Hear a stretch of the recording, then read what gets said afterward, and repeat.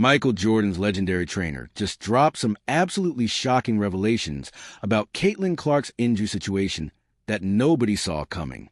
The man who helped MJ overcome his injury problems is now comparing Caitlin's situation to what Jordan went through, and the details he revealed are honestly terrifying. This could explain everything that's been going wrong this season.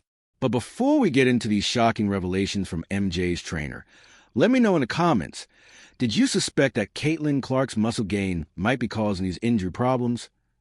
Well, folks, we just got some absolutely mind-blowing information from someone who actually knows what they're talking about when it comes to elite athlete injuries.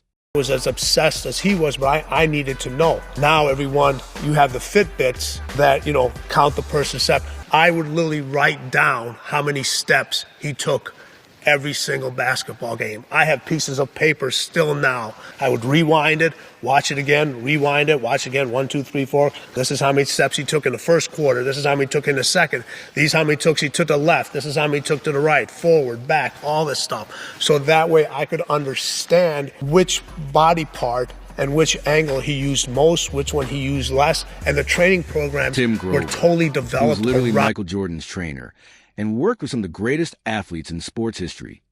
Just drop some knowledge that should have everyone in the WNBA paying attention. But knowing this league, they'll probably ignore it and keep doing the same amateur stuff they've been doing all along. Let me break down what this legendary trainer revealed, because it's honestly shocking how perfectly it explains Caitlin Clark's injury nightmare. Tim Grover said that when Michael Jordan was early in his career, he was extremely susceptible to groin pulls and ankle injuries. Sound familiar? That's literally exactly what happened to Caitlin right now. But here's where it gets really interesting. Grover explained his philosophy about dealing with these injuries, and it's the complete opposite of what most people think you should do. He said instead of focusing on making players quicker, stronger, and faster first, you need to address the health issues and injuries before anything else. As he was, but I needed to know. Now, everyone, you have the Fitbits that, count the person's step. I would literally write down how many steps he took every single basketball game. I have pieces of paper still now. I would rewind it, watch it again, rewind it, watch again, 1, 2, 3, 4. This is how many steps he took in the first quarter. This is how many took in the second. These how many took he took to the left. This is how many took to the right, forward, back. And then he dropped this absolute bomb of knowledge. The quicker, stronger, faster you make an individual, the more susceptible they had injuries. Boom. Right there is probably the explanation for everything that's been happening to Caitlin Clark this season. If you look in a game and you notice that they have a tendency to pull 50% more to the right and only 20% to the left, well, if you're going equal distance when they're training, it's not going to correlate to the court. He would go so much more in one direction. You didn't want to overuse that side, so you'd put the emphasis there. But that was the adjustments that somebody who's obsessive, you notice and you pay attention to. You're not going to take a superstar who's that good and increase their abilities by 10% during an off season. It's just not going to happen. They're looking for that 1% of how can I get better. Every single year, it has to show improvement. If it doesn't show improvement, then I'm not keeping. Think about all those photos we saw of Caitlin during the offseason where she was absolutely ripped and had clearly put on significant muscle mass. Everyone was celebrating it, talking about how she was going to be unstoppable, how she wouldn't get pushed around anymore. Well, according to MJ's trainer, that might have been exactly the wrong approach. This makes so much sense when you think about it. Caitlin added all this muscle mass relatively quickly during the offseason, which changed her body mechanics and movement patterns. When you change how your body moves that dramatically in a short period of time, everything else has to compensate. Tim Grover explained that bodybuilders walk differently because of their muscle mass. And while that's an extreme example, the principle applies to any athlete who adds significant muscle quickly. Your body has to learn how to move with this new mass. And if it doesn't adapt properly, injuries are almost inevitable. Forward, back, all this stuff. So that way I could understand which body part and which angle he used most, which one he used less. And the training programs were totally developed around that methodology. If you look in a game and you notice that they have a tendency to pull 50% more to the right and only 20% to the left. What's particularly telling is that Grover emphasized that most people focus on teaching athletes how to go faster and be more explosive, but nobody teaches them how to stop properly. When you add more speed and power to a body, you also need to teach it how to decelerate and control that power safely. This explains so much about Caitlin's injury pattern, too. She's been dealing with groin strains on both sides, plus quad issues. These are exactly the types of soft tissue injuries you'd expect to see when someone's body mechanics are thrown off. WNBA has arrived. Caitlin Clark's gotten really good really fast. It's like the end of year 1 for Michael Jordan or year 3 for Michael Jordan. She's gotten really good really fast. And you got to put a body on her or you got to double team her or she's going to embarrass you. She's shooting 33-footers. And what happened last night's a byproduct of that. This is what happened to MJ. She's number 1 and 2 in every offensive stat. She's hitting more threes this season than Steph Curry did. The timeline makes perfect sense, too. Caitlin came into her second season with noticeably more muscle mass and almost immediately started dealing with these recurring soft tissue injuries. She hasn't been able to play 5 consecutive full games all season because something keeps breaking down. According to multiple medical professionals who are waiting on the situation, groin strains are particularly tricky because they're slow-healing tissue that's required for basically any movement involving the legs. If you don't let them heal properly, they just keep coming back, which is exactly what we're seeing. But here's where it gets even more concerning. Tim Grover's approach with Michael Jordan was to focus entirely on getting healthy first, before worrying about performance enhancement. The WNBA and the Fever seem to be doing the exact opposite. They keep trying to get Caitlin back on the court as quickly as possible instead of addressing the underlying issues. The fact that Caitlin is now apparently seeking outside medical opinions suggests that she's figured out the same thing that MJ's trainer is talking about. The team medical staff might be focused on getting her back to playing, while she needs someone focused on getting her actually healthy. This whole situation becomes even more frustrating when you realize that this was probably preventable. If the Fever had consulted with someone like Tim Grover about how to properly integrate Caitlin's new muscle mass with her movement patterns, they might have avoided this entire injury cascade. Instead, they apparently just let her add muscle mass and hope for the best. Now, they're dealing with the consequences, and it's affecting not just Caitlin's health, but the entire team's performance and the league's biggest marketing asset. MVP season, and her game embarrasses you.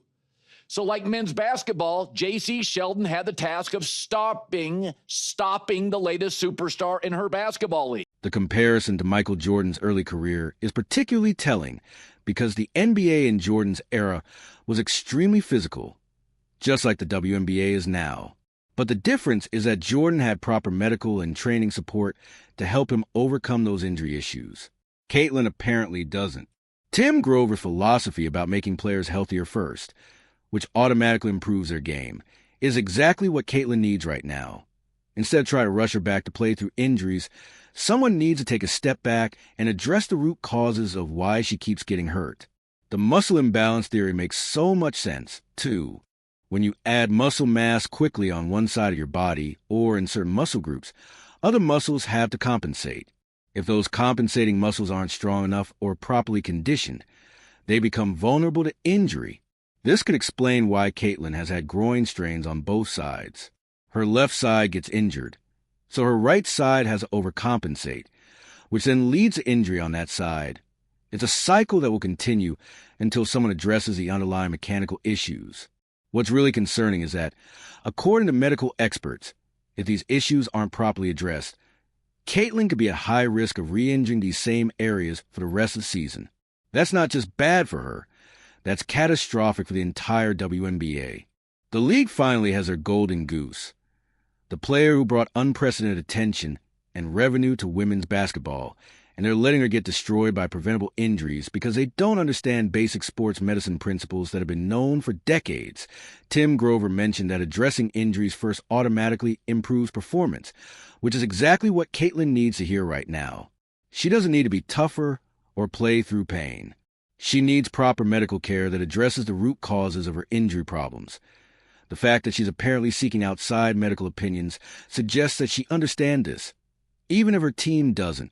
Getting second and third opinion from actual experts, instead of relying on team doctors who have already failed to keep her healthy, is probably the smartest thing she can do, But this situation also highlights some deeper issues with team dynamics that are probably making everything worse. There are apparently some tensions between Caitlin and other players, including family members of teammates making negative comments about her on social media. Kelsey Mitchell's family members have been making some pretty pointed comments about Caitlin Clark, suggesting that she's hurting the team more than helping, and that Kelsey is the real star of the franchise. This kind of internal drama probably isn't helping anyone's focus on actually winning games. It's particularly ridiculous when you consider that the Fever had Kelsey Mitchell and Aaliyah Boston last year and couldn't even make the playoffs. Now, with Caitlin Clark, they're in playoff contention despite all the injury issues. But somehow Caitlin is the problem.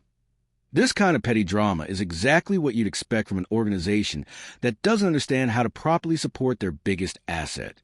Instead of creating an environment where everyone succeeds together, they're allowing internal conflict to fester. The timing of all this drama is particularly bad because Caitlin is dealing with serious injury issues that could affect her entire career. She needs support and proper medical care, not teammates' families talking trash about her on social media. What's really frustrating is that all of this was probably preventable if the WNBA had proper standards for sports medicine and athlete development. The fact that they're having to learn these lessons with their most important player is just embarrassing. Tim Grover's approach of focusing on health first should be the standard for every professional sports organization. The fact that it's apparently revolutionary thinking in the WNBA shows just how far behind they are in terms of basic athlete care. The comparison to bodybuilders walking differently because of muscle mass is actually a perfect analogy for what might be happening with Caitlin. When you change your body composition that dramatically, everything about how you move changes, too. Professional athletes need time to adapt to these changes, and they need proper guidance from experts who understand biomechanics and injury prevention.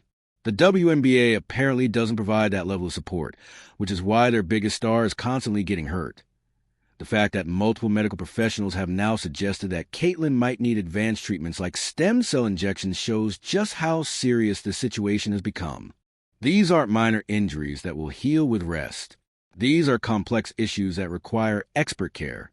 Tim Grover's point about teaching athletes how to stop, not just how to go, is particularly relevant for someone like Caitlin, who plays with such intensity and explosiveness. If you add more power and speed without teaching proper deceleration techniques, injuries are almost inevitable. This whole situation is also a perfect example of how the WNBA's amateur approach to everything is hurting their own product. They finally have a generational talent who could elevate the entire league, and they're destroying her with poor medical management. The fact that Caitlin is apparently going to miss more games while seeking outside medical opinions should be a wake-up call for the entire organization. When your biggest star doesn't trust your medical staff enough to handle her injuries, that's a massive failure of leadership. What's particularly concerning is that, according to the injury timeline, Caitlin has been dealing with various groin and quad issues since literally the beginning of the season. That suggests that whatever treatment approach the team has been using isn't working.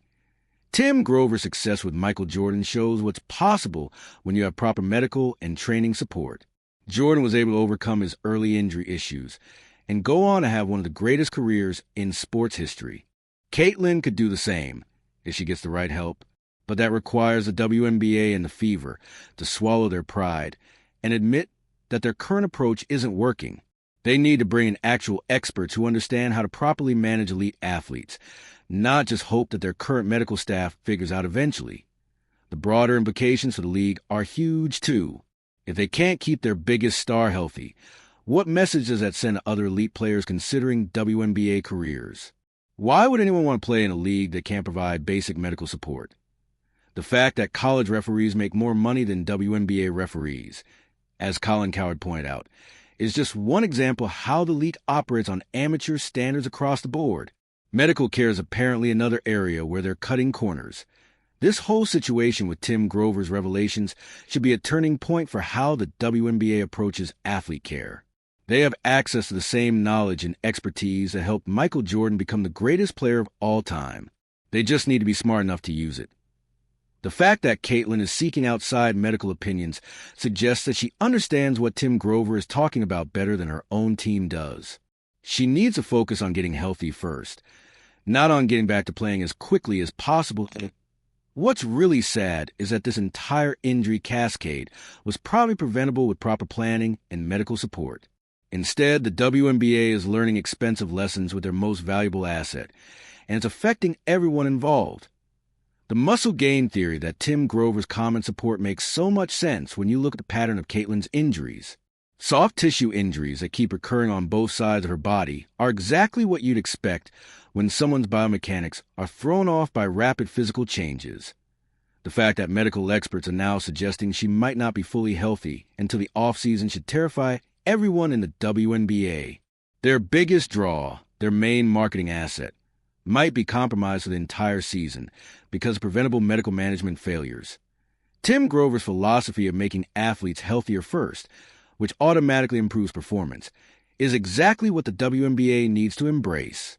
But knowing this league, they'll probably ignore expert advice and keep doing the same amateur stuff they've always done. Tim Grover's revelations about Caitlin Clark's injury situation are absolutely terrifying and explain so much about what's been going wrong this season. The WNBA better listen to this expert advice before they completely destroy their biggest asset. What do you think about these shocking details? Drop your thoughts below. Smash that like button and subscribe for more breaking WNBA news.